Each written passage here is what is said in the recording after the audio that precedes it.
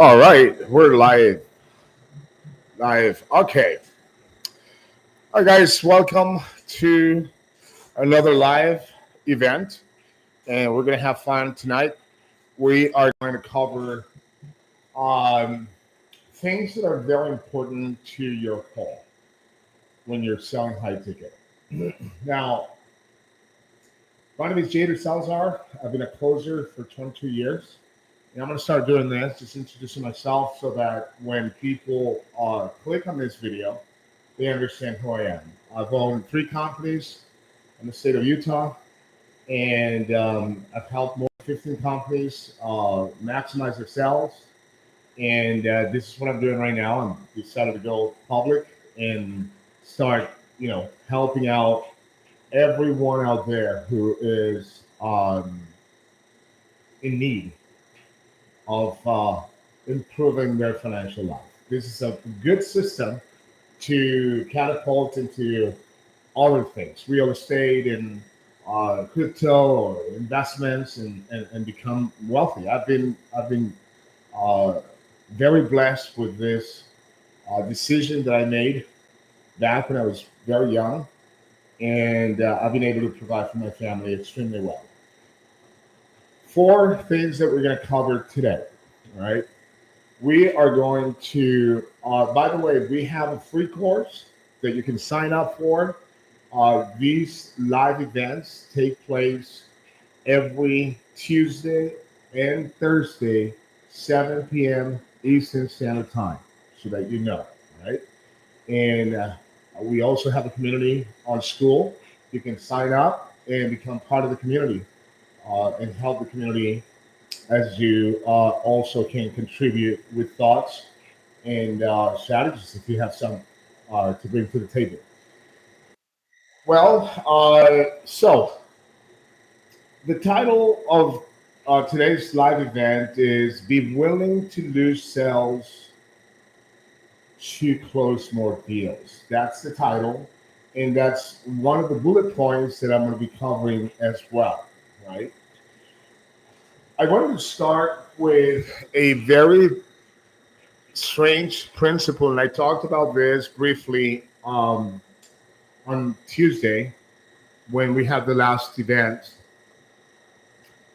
Uh, People, when they get on the phone, especially for the first time or for the first season that they have of experience when they start out, and probably it happens to a lot of vets as well, is we're all afraid of rejection. Everybody hates rejection. Humankind is innately opposed to rejection, right? So, what do we do with rejection when we have it? This is going to sound strange, but we are going to embrace rejection in the sales realm, right?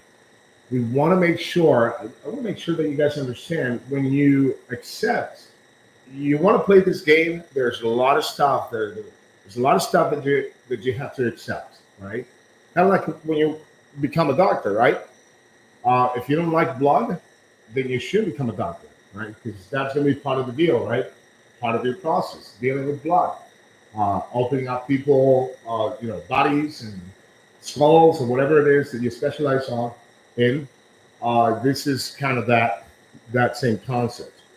So rejection is part of sales, and if you're afraid or traumatized with rejection, you better come to terms with it, right?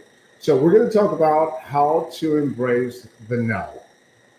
When we call someone and they tell us, I don't want to talk to you. What do we do with that? Or I don't want your product, or you want my money, so I'm not gonna answer your questions, or I'm not going to follow the instructions, right?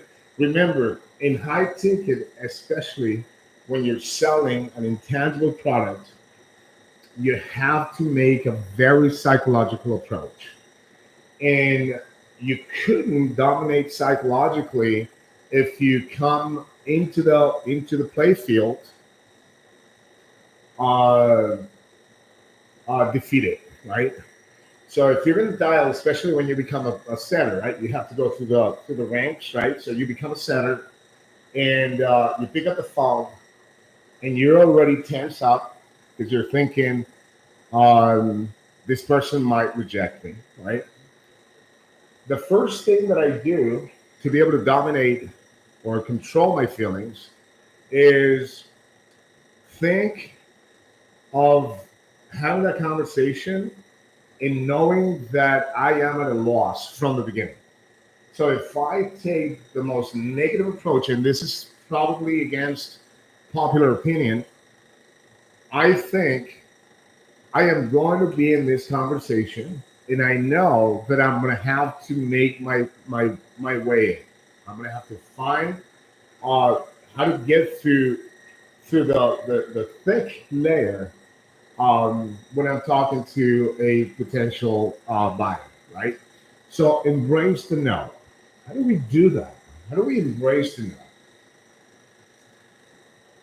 I'll tell you this story that took place in one of the companies that I was helping. I was training a bunch of guys, and I noticed that the company, 80% of the guys that were selling there had a very sincere fear when they dialed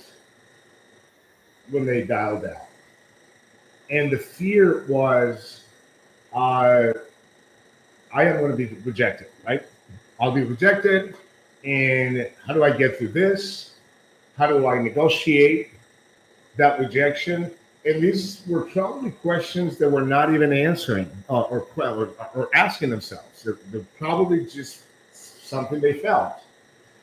And when I noticed this, I had to come up with a solution. That was my job. My job was to find out how to make these guys, how to get these guys to maximize what they already have, right? Or have.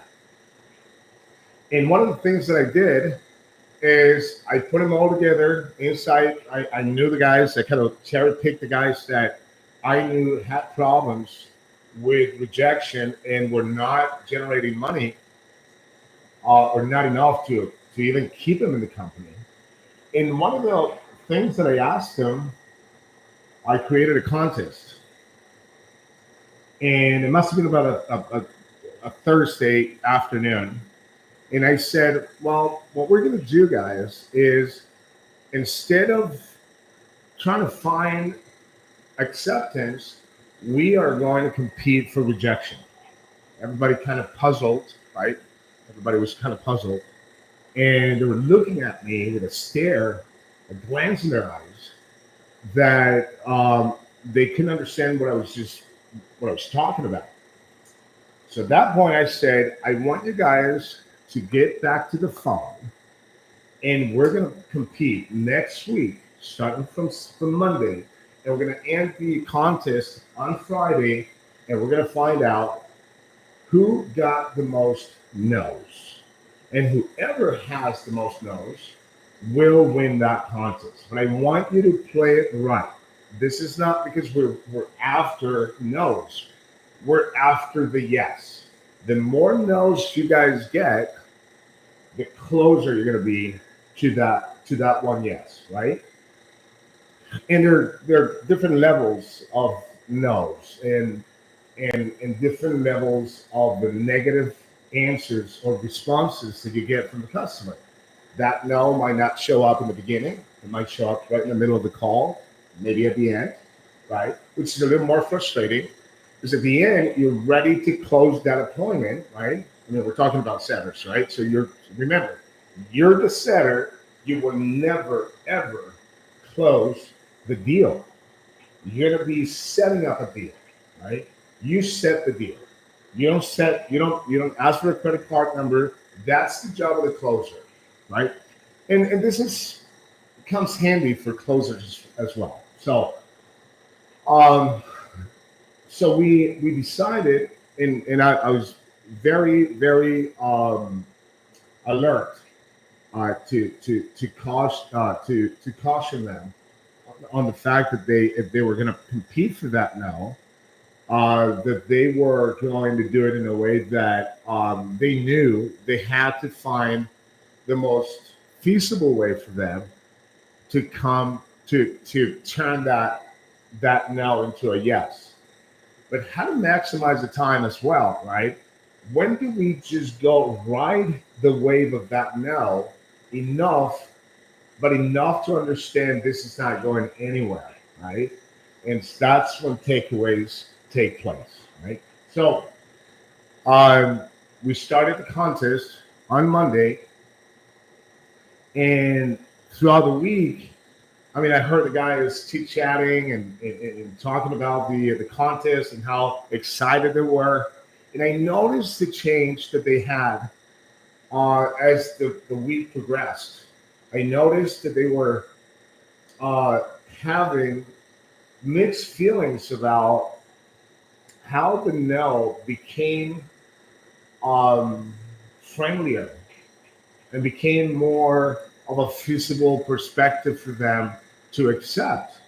So they went from being afraid to being rejected to almost being excited to get to the next call. So this eliminated a lot of problems. One, it eliminated these guys from not wanting to get on the phone or being distracted, right? Because when you guys have this particular company was this is back in the day, and back then remote sales was out of the question. It was not even on the table. So everybody was in the same office, and you could feel the how animated these guys were to be to kick each other's butts, right? So it was very impressive how these guys kept going on and going from being afraid to really wanting to get to the next level and increase the amount of dials they were making. And the outcome was an incredible outcome. At the end of the week, the guy who had the most no's was the guy who also had the most sales. And subsequently, down the ladder, the second guy is same thing. Second place for the no's and second place is sales. It was a fantastic experience, and it's something that gave me a premise to understand how people react to rejection when it comes when the feeling of rejection is dissolved. It was an incredible experience, and I want you guys to understand that when you are in the middle of a sales call, how to recognize that the signs of the customer, right? But you have to be clever enough to be able to veer that call towards the place where it's most favorable to you, if that makes sense, right? So embrace the no, embrace rejection. It's part of the game because when you get rejected, all you're doing is you're paying your dues to be able to get to that final destination, which is success for you, whether you're a setter or you're a closer, right? So if you're closing a deal and you have to struggle a little bit with a customer, with a potential buyer, to give you that credit card, think of all the things that you've done prior to that moment, right?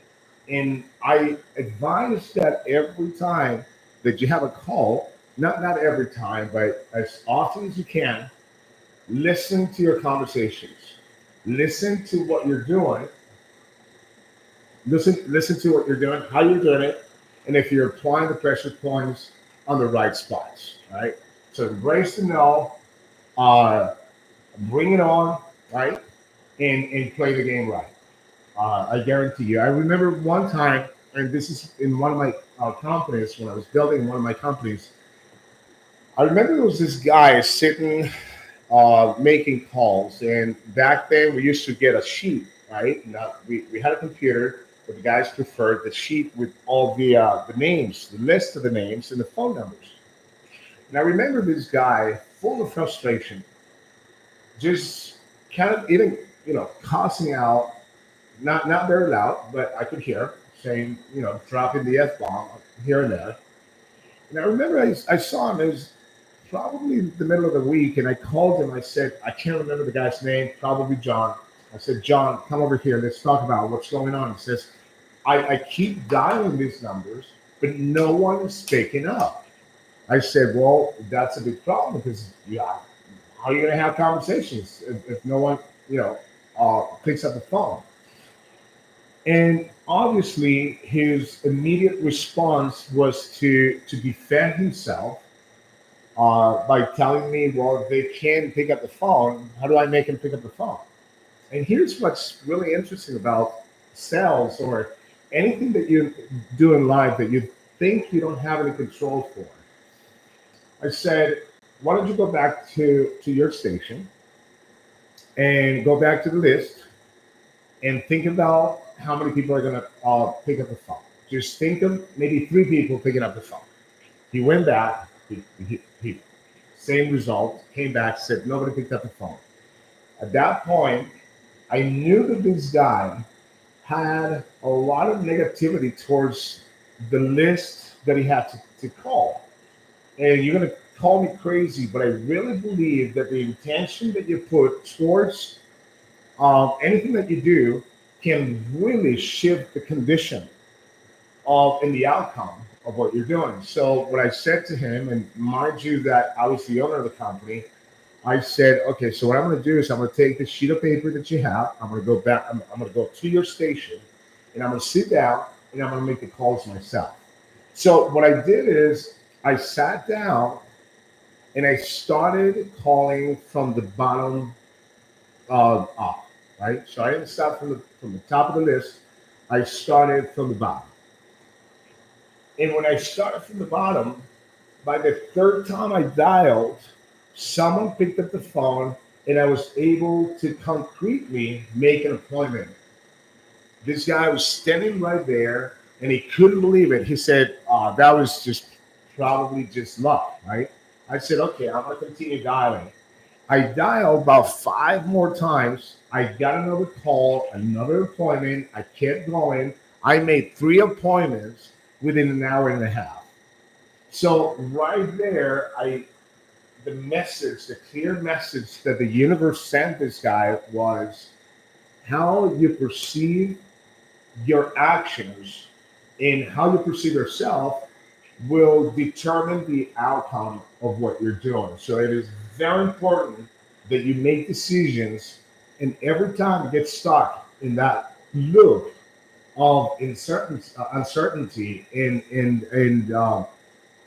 confusion, you stop what you're doing, get off the station, the phone, or the video, whatever it is that you're doing, and go walk it off, right? Take a breather, drink some water, meditate for 15 minutes. Sometimes, or many times, what I did is if I noticed that somebody was having a tough week, especially when a guy was a decent salesperson, what I told him is, listen, why don't you just take the day off or half of the day off and come back, but I want you to do X, Y, and Z. I give him a little bit of prepping and coaching so they would come back and have something to offer to the activity that we were performing at that point. So embrace and know, don't let negativity invade the core of you, because then you're going to get stuck in there, and this is going to be a big problem for you and your income, the money that you're making, right? Great. So embrace the no. Always make sure that you don't reject the no. Don't reject rejection. Okay? Accept rejection as part of the deal. It's part of the deal. All right? I've been rejected so many times I couldn't count. All right? All right. We're going to one of the most interesting parts of what I believe in sales, and the reason why a lot of people miss on sales or miss sales or leave money on the table. Be willing to lose sales to close more deals. This is a tough one because this is where you challenge customers. This is where you educate your customer. Customers have obligations that they have to perform, right? And this is a good place to measure how qualified this customer is, right? Mentally speaking, right? We want to make sure that if we get on the phone with someone, that we're going to be talking to someone who is all there for that call, all there to hear, to listen, to go through the process.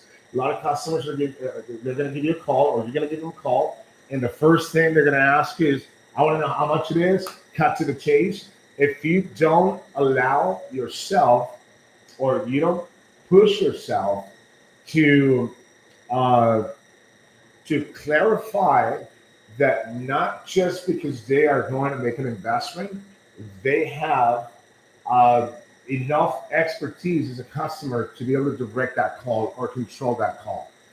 Obviously, you're not going to say it in those words, but you're going to make sure that you want to make sure that your customer understands that you're there to be respected, and that you've earned the right to be respected, right? And that's something that you have to be willing to look for and to perform. Be willing to lose sales doesn't mean that you are going to jeopardize sales or deals. Now, remember, selling is one thing, persuasion is another thing. They're two different things. I talked about this in one of the trainings that I last live event that we had. I actually had a live training, or a training session that I had with about 7 guys. And one of the things that I told them, and I was explaining to these guys, is the fact that you have to, um, if you're selling, when you start selling, you start killing your possibilities. Stop selling. When you're selling me something, I know you want commission. That's all I hear as a customer. You're selling me, that's all I hear. When you become a communicator, when you start communicating, and communicating is not one-way street, right? You have two ears, one mouth. Shut up, listen. In everything they say, grab grab those good bullets that they throw at you, so that you can use them against them for their benefit, right? And for the benefit of the call. Especially if you're selling someone, you want to make sure you're fair to your closer as well, because your closer is going to be there expecting that you set good deals. Remember, I do not train setters to set appointments. I train setters to set deals. They're two different things. You're not here on learning how to set appointments. That's for a different type of industry, not the high ticket, right? With the high ticket, you got to be professional. Let me explain what I mean by being professional. If you're selling a product for $20,000, sometimes the prospect doesn't understand that. Sometimes the prospect does not understand that this is going to be a high ticket sell, right? Say, for instance, my forte is with real estate. Probably 80% of all the tickets that I've sold are coaching programs that go anywhere from $5,000 to $50,000 and higher. A lot of prospects uh, set themselves up for a lead, and when you give them a call, they're expected that the ticket price is only $2,000, right?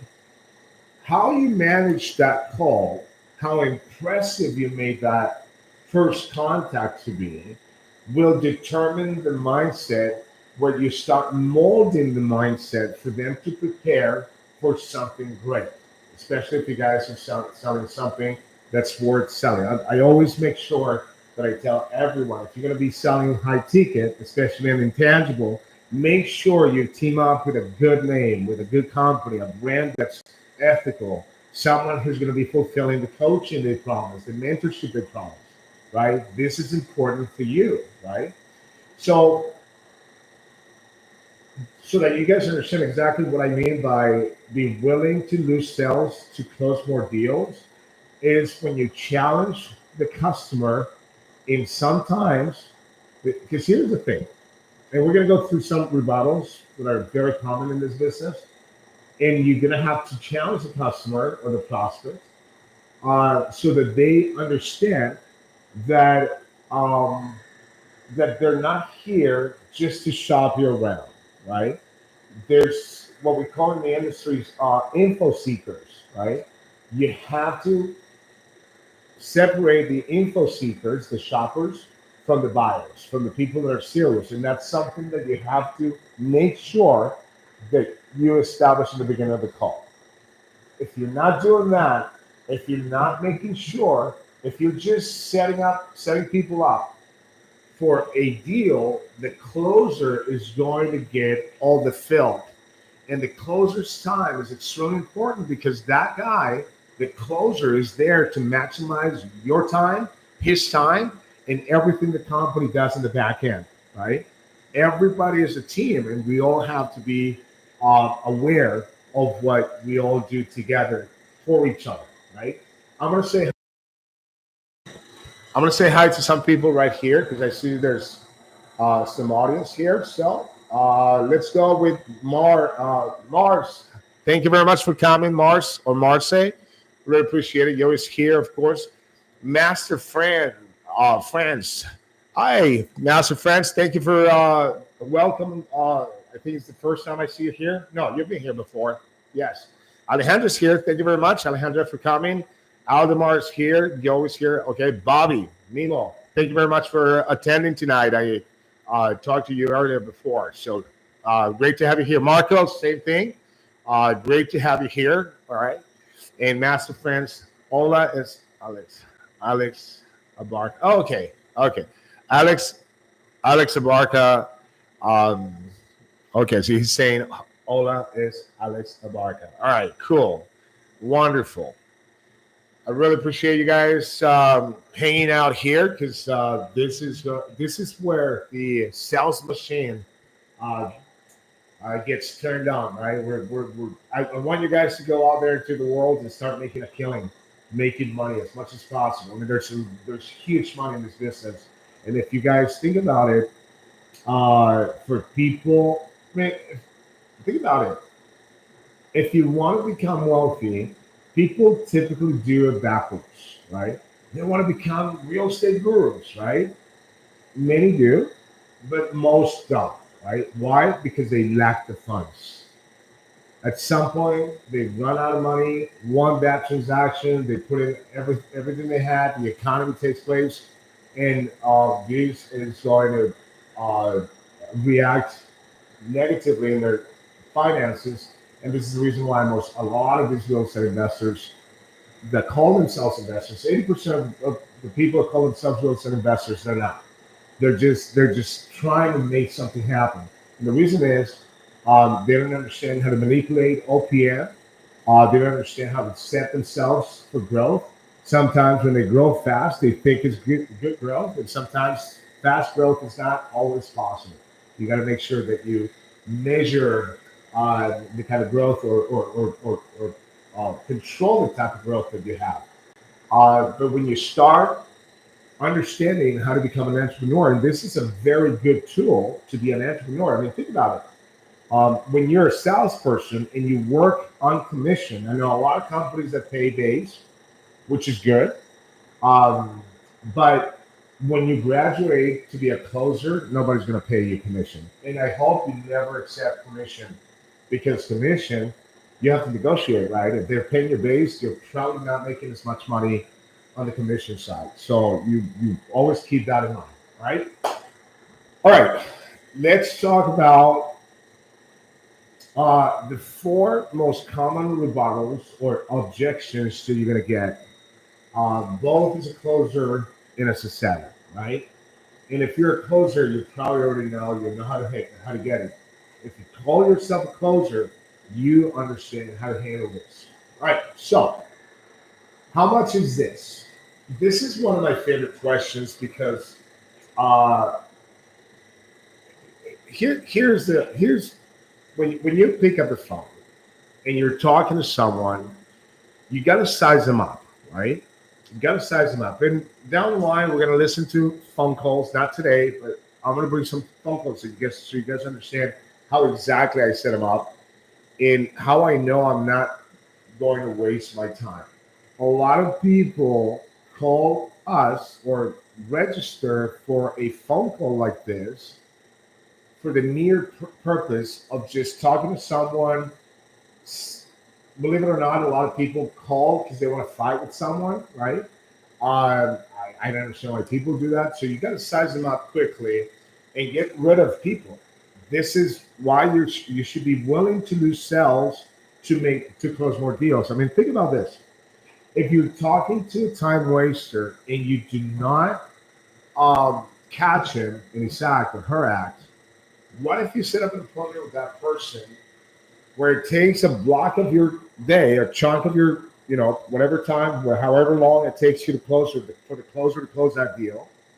And now that guy knows exactly he's not going to purchase anything. He's not ready to invest, but he's fooling you enough so that you think he is, right? Because in that case, the prospect has the power or control at this point, and he's going to line off so that you give them, because all they do is they hold for a little bit of information that they can take and replicate and make money with, which we're not going to do, right?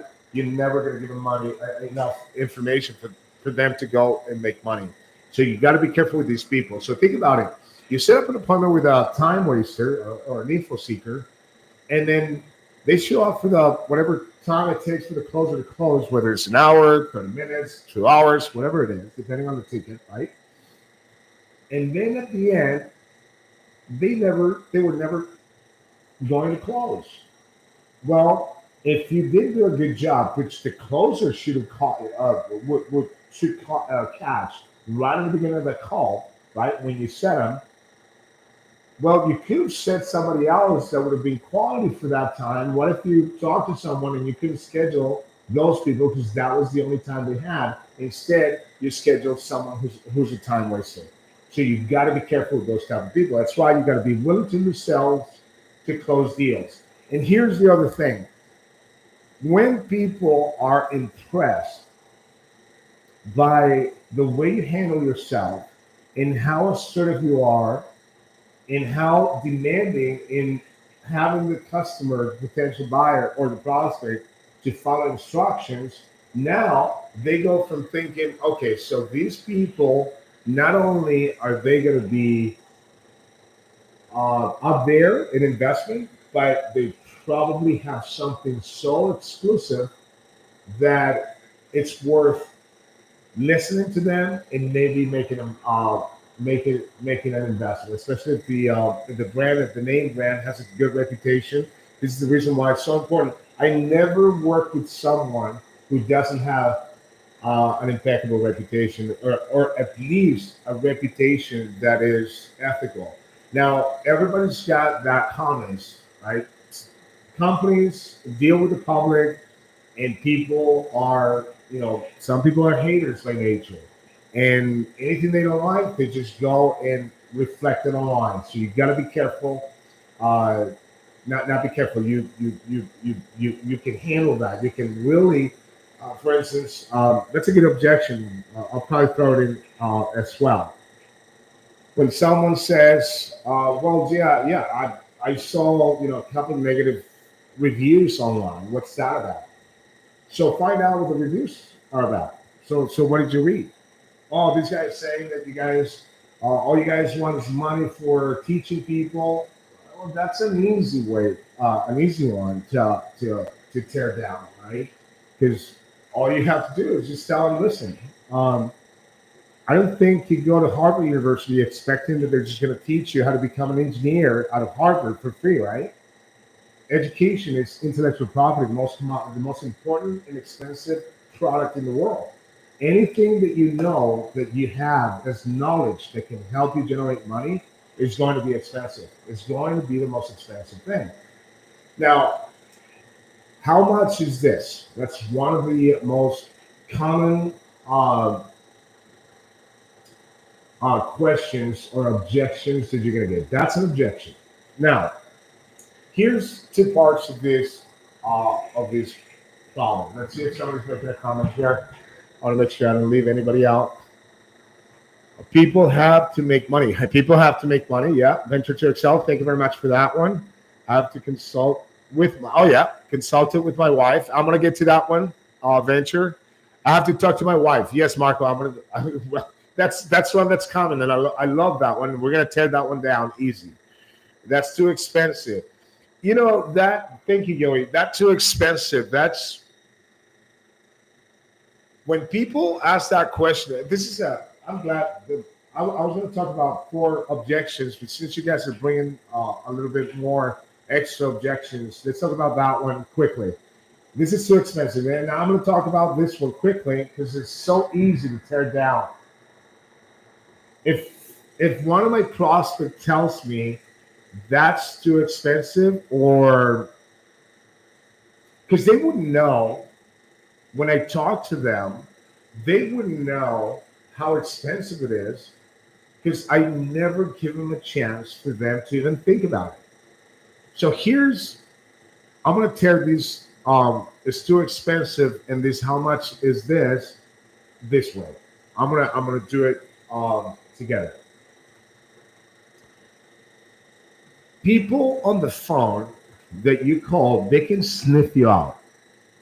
If you are weak of character, if your personality is fragile, if you don't have the confidence, the first thing that you will inspire is for them to ask you questions that you can recover from.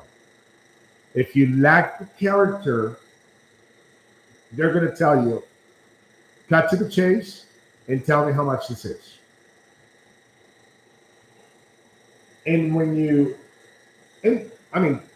don't get me wrong. I mean, I get people from time to time, just cut to the chase, tell me how much it is. When someone tells me, let's say that I've done everything right, I'm exercising my confidence, I'm showcasing my personality and how assertive I am, and they still ask me that question, I throw that question back at them. I'm like, how much is what?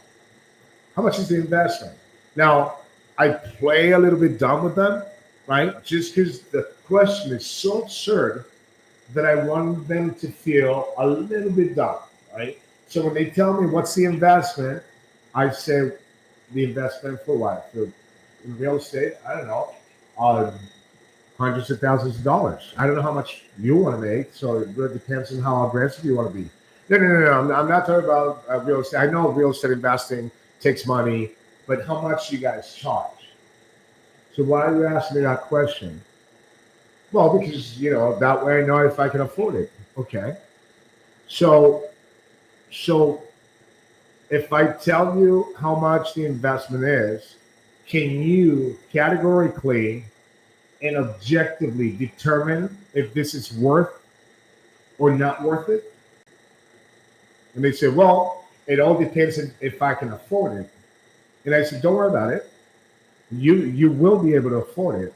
But my question is, either you're asking me this question because you just called to find out how much it is, or you just want to get rid of me. One of the two. But a real business person is interested more in what I have to offer. If I were to offer you anything, because that's a takeaway, right? I have to take it away. If I were to offer you anything, in the quality of the service that we provide, as far as the coaching program, the mentorship process, more than how much this is. What you're telling me with that question is you're not really interested in finding if we have value. What you're interested is maybe just comparing prices with most companies. And if that's the case, I'm sorry, but if I tell you the price, and I say investment, I never say price. I know what that came out. If I tell you the investment, let's make a deal. If I tell you the investment, we should end the conversation because I know it's going to be too expensive, whether it's $1,000 or $100,000. So it's not just a rebuttal that I just throw at them. It's a conversation to understand logically why is this person asking me for the price of something. It's not like a car. I can see a car. I can compare the car, the brand of the car, the size of the car, the engine of the car, and I kind of know how much it is versus other car dealerships. But here, you're not being able to see anything because there's no tangible item to show you so that you can touch, taste, or see. So all we have to do, or the only thing left for us, is to talk about it. And once you understand how valuable this is, then you're going to be able to have a reference point to know if what I'm going to ask you for the investment is worth the money, it's fair, and it could be feasible. So it's a rebuttal that takes you a little bit longer into a conversation. Now, another thing is a lot of the people that ask for how much it is are people that will probably be very difficult inside the coaching program. You do not want, as a closer, you do not, and as a setter, both, you do not want to set a guy or, bring a guy into the system who's going to be a troublemaker because it just doesn't pay. So how much is this? Is a sign of someone who's not serious. Trust me, guys. I've been in this business for a very long time, and I'm going to tell you, someone who's asking outright how much this is not interested in talking to you and following the instructions, let alone paying you for the investment of that program. So let's look at the comments here. I have to talk to my wife. Okay, I'm coming to that one, Marco. I'm coming there. Okay. The example of the expensive car. Yes, thank you. So it's a good way to put it. Every time that I talk to someone and I say this to the prospect when they say how much it is, some of them, and not everyone, let me just take something back. Not everyone who asks how much it is means that they're not serious. Some people just have the habit of finding out prices because that's the way they've been indoctrinated, right? I ask for the price, how much something is, and then I consider if I want to, continue with the approach of a purchase. In a lot of people, you can turn around. You can hear the tonality and how much the rapport between the two, the customer, the prospect, and you. How much of that rapport is taking place. But if you're able to talk to this customer and you know that all they're doing is just acting out of second nature, they just have that second nature of asking for how much something is. This is one of the things I tell them. I say, listen, um, so asking me for the investment at this premature uh, stage, it's kind of like if I go to the door of your house, I knock on the door, and I say, hey, I want to sell you a car, and the car is $50,000. Well, naturally, you're going to tell me, you know what? I'm not going to buy a car for $50,000. That's insane. I'm not buying a car for $50,000. But what if you never knew that the car I'm selling you for $50,000 is a $500,000 car? I don't know, Lamborghini, Ferrari, whatever it is, parked outside, brand new, keys ready to go, fully tagged, and you never knew that I was giving you a $50,000 opportunity to get into a $400,000 car. And there's so many examples. So you're able to make people understand logically. Remember, one of the things that I say is logic does not allow, or when you present things with logic, people cannot refute or argue or antagonize because logic is logic. That's the way it is, right? All right. Awesome. Really example. Thank you, Joey. I really appreciate it. Ingenious. Thank you, Mark. Marco, Ingenious. I love it. Thank you so much. Appreciate it. All right. Rosa, how are you? Thank you for coming. All right, cool. So let's deal with the one that Marco brought up to the charts. I have to talk to my wife. If you're talking to a prospect for the first time, right? You're talking to a prospect for the first time. Obviously, 97, 98% of the times, you're just going to talk to one person.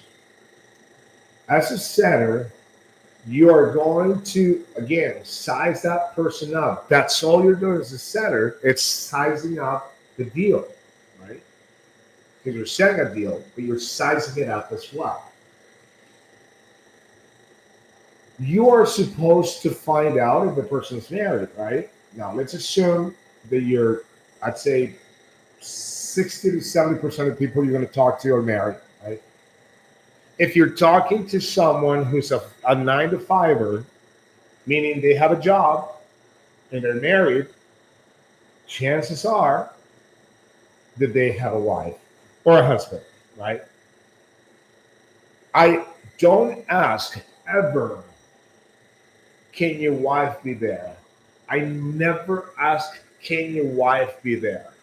And this is the reason why, Marco, when you said, let me think about it, or let me talk to my wife about this, that would have been something that the customer would have told a closer, but there was no way in this business, at least not the way I teach, and trust me, I've gone to a lot of companies where I see people on the phone saying, okay, when do we reschedule? When can you talk to your wife about this or your husband about this? And we can talk next time. Can we talk tomorrow? Can you talk to her tonight?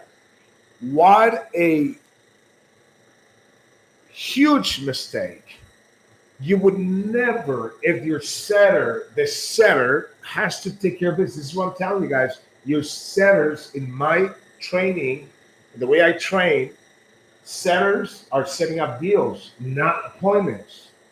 What's the deal? Decision makers have to be there. Money has to be there. Seriousness has to be there.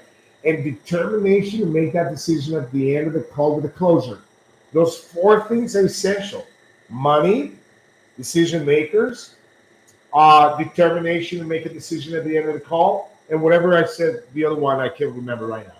Right? So I want you guys to understand, if you're a setter and you're talking to someone who has a wife or has a husband or a business partner, it's your freaking obligation, guys, to always make them be there for the second follow-up call.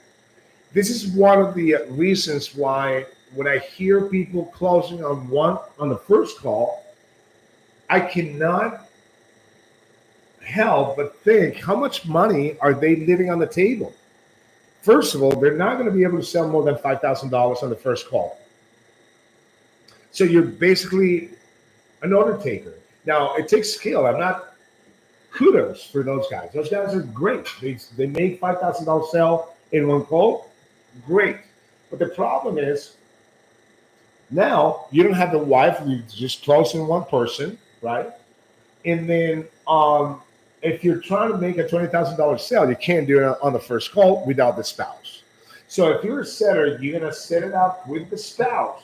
Now, if the guy says, my wife doesn't have to be there, which is the next rebuttal or objection that I have here, when they say, don't worry about it, my wife doesn't have to be there, one of 2 things, he's saying that or she's saying that for 1 or 2 reasons.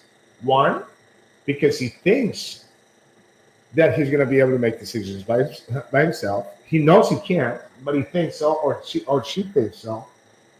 Or 2, the dynamic of the marriage really calls for not having to have for them to consult with each other. But you have to understand what that is. So when they tell me my wife doesn't have to be there, then I say, okay, well, the reason why your wife has to be there is, or your husband has to be there is, even if they're not going to be part of the program, right? Your wife, your spouse, it's the most important person in your life. If she's the most important person in your life, that means she has to be important for this process. Why? Because we want to make sure that we got everybody's blessing so that every time inside the program, if there's a transaction to be made with an investment, that we don't have to stop the program to go ask the wife. That's mandatory. That's how we do it here. We don't flip it in a different way. That's how we do it. We have to have your wife, your husband there. And if they insist, this is the last thing I said before, because I don't want to irritate them. So I say, let me ask you a question. Have you been an investor before? Yeah, I've invested in things. Okay. Are you successful? Have you made millions of dollars? Have you made hundreds of thousands of dollars? What have you done from your investments? Well, I invested, $3,000 into this one thing, and we lost the money, and then I invested this $500. Listen, you're not an investor. You're not an investor. With all due respect, your wife does not trust you as an investor. So she wants to be part of the process of reasoning to find out if this is something that's going to be beneficial to you. And I want her to be part of that opinion. And you want her, trust me, you want her to be part of that opinion. When I talk to people like that, they flip. They're like, yeah, you're right. She needs to be there, or he needs to be there. Guys, don't settle for less. Don't settle for less. Um, just to recap, guys, I got to do this at least 3 times during the call, during this live. My name is Jader Salazar. I've been in this business for 22 years, trained more than 3,000 people. We have a free course, and we have a community on school that you can join, and you can be part of this community. Please sign up. Stop guessing, stop scrolling. This is a community, this is a family that can help you get to the next level. We got live events every Tuesday and Thursday at 7 p.m. Eastern Standard Time. Don't miss it for the world. All right. So, any questions, guys? Any comments that you guys want to throw at me? I mean, I know that Mark has been a little bit active here, so I want to hear, guys. Alex. I know you got comments. Mimo, you got comments, man. Marco has comments. You always got comments, questions. Um, hit me with something. Anything, any different position, any different perspective on this? You're welcome. You're welcome to challenge me. Come on, challenge me. It's a good bunch, man. It's a good bunch. All right. Um,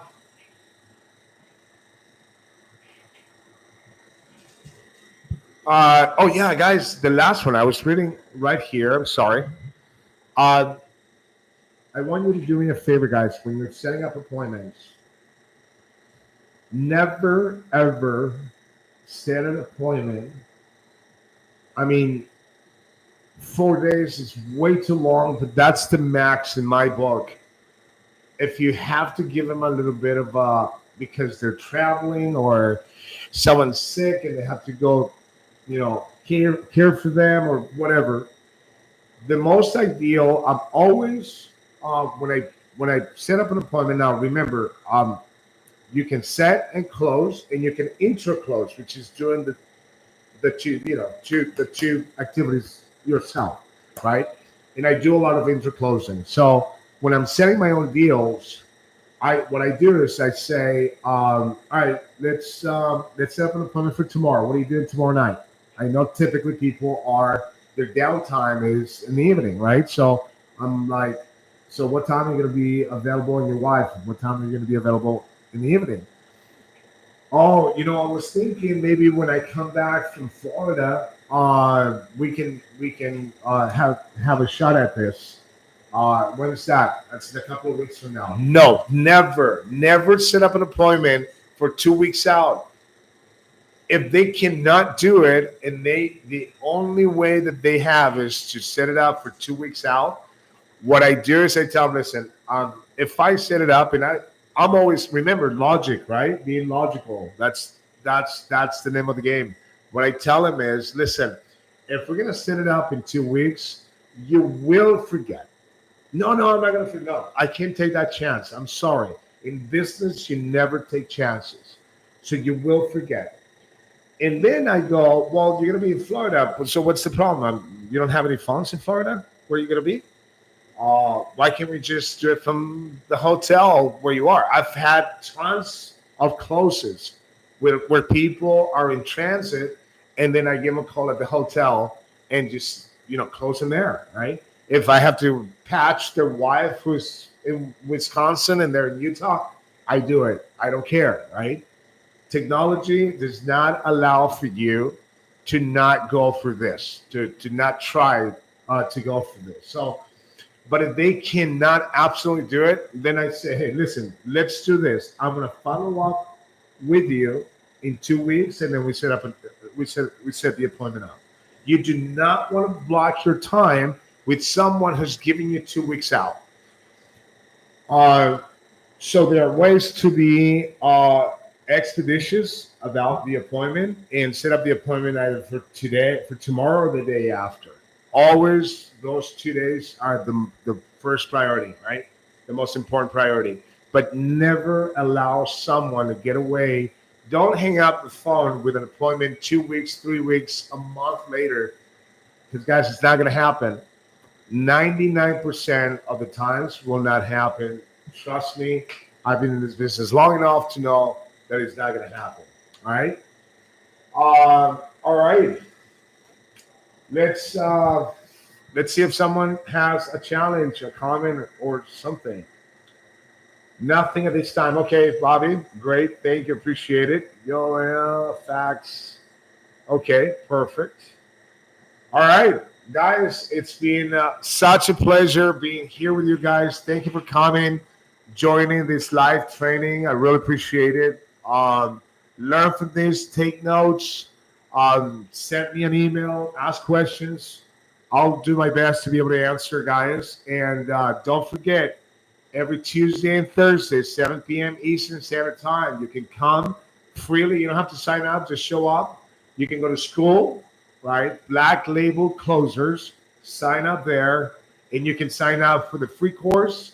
And we also have a $97 course. It's phenomenal. Allotted for the first 12 people that actually sign up. I'm going to be giving you personally 4 sessions where I'm going to be training you for 4 times. That's the only time I'm going to do this, just because I want to kick it off. All right. Any comments right here? Let's see. Thanks for your time. Thank you, Marco. Thank you, guys. I really appreciate it. Have a good night. All right. Love this team. Take care.